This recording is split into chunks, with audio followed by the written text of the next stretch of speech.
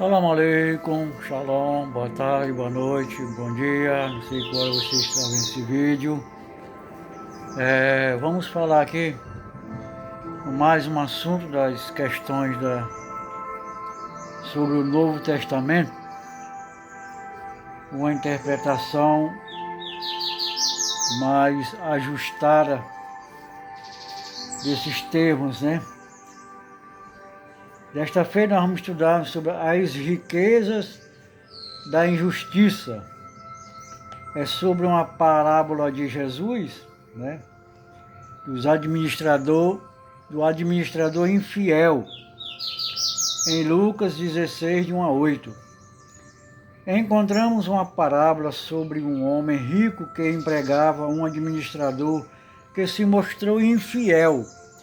Ameaçado de ser demitido de sua posição, esse administrador chama cada um dos devedores do seu senhor e lhes diminui indevidamente as respectivas dívidas.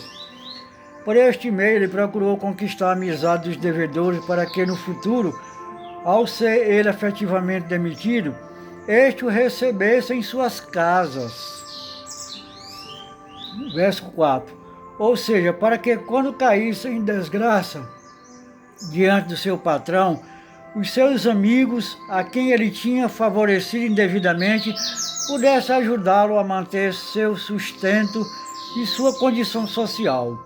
Ao explicar a parábola, lemos o seguinte que Jesus teria afirmado: "E eu aconselho que vocês façam amigos por meio das riquezas de origem injusta, para que quando vocês não tenham mais nada, esses amigos possam receber vocês nos tabernáculos eternos." Verso 9. Muito se tem falado sobre esta estranha parábola e seu sentido, e é, admitidamente, uma narrativa difícil de ser explicada, até mesmo entre os estudiosos da teologia cristã. Há quem diga aqui que Jesus estaria meramente elogiando a esperteza do administrador infiel que, pensando sobre seu futuro, tentou usar de sagacidade ao beneficiar os devedores do seu patrão com um desconto ilícito em suas dívidas, e que isso sim, esta sagacidade e esperteza deveria ser também usada pelos seus discípulos. Eles deveriam estar tão preocupados e empenhados em seu futuro no céu, quando o administrador estava com seu futuro na terra. Mas que tipo de sagacidade e esperteza recomendável poderá ser esta que, pelo menos na narrativa, é derivada da injustiça e do roubo? Se as dívidas contraídas com o patrão eram de conhecimento dos devedores, se era mantido um controle das mesmas sob uma espécie de contrato assinado e reconhecido, como lemos no texto, segue-se então que eram dívidas líquidas e certas, que deveriam ser saldadas com se espera, segundo o valor estipulado e concordado entre as partes. O que o administrador fez não tem outro nome a não ser roubo, uma nítida e escancarada desonestidade, implicitamente em benefício próprio. Certamente o administrador da parábola é chamado de infiel, devido ao fato de ter sido já antes acusado de dissipar os bens do seu patrão. Lucas 16:1. O verbo grego empregado nesta frase de Lucas 16:1 é vestido como dissipar, sendo usado também em outra parábola, a do filho pródigo, Lucas 15:13. O termo significa fazer mau uso ou consumir desordenadamente. Daí que poderíamos pensar que o administrador teria sido meramente incompetente para o trabalho, mas não é este o caso. O desperdício dos bens não se dá por conta de uma gestão incompetente, e sim por conta de uma gestão fraudulenta e desonesta. Isto é o próprio Jesus que diz ao chamar o administrador de injusto, em Lucas 16:8. Aqui o termo empregado é adiquias, que significa literalmente algo sem justiça.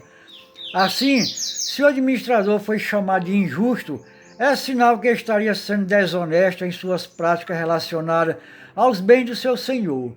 E depois de denunciá-lo não corrige seus atos, mas antes piora sua condição ao tentar garantir um futuro para si, dilapidando o patrimônio e as finanças do seu empregador, diminuindo os valores a receber do que as pessoas deviam ao seu patrão.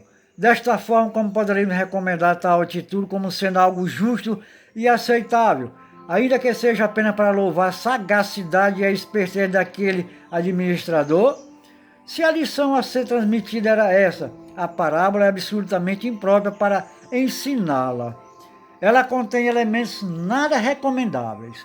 Não há louvor algum na injustiça, e tampouco existe valor em atos reprováveis, e os mesmos não poderiam ou não deveriam ser usados como modelo para nada.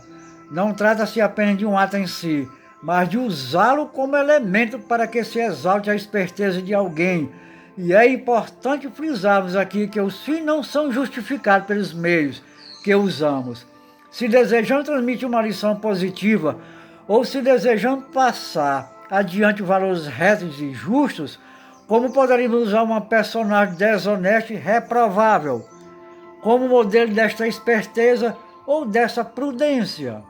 Naturalmente que não se pode derivar o bem de coisas más ou reprováveis, e esta lição aparentemente Jesus deixou de aprender.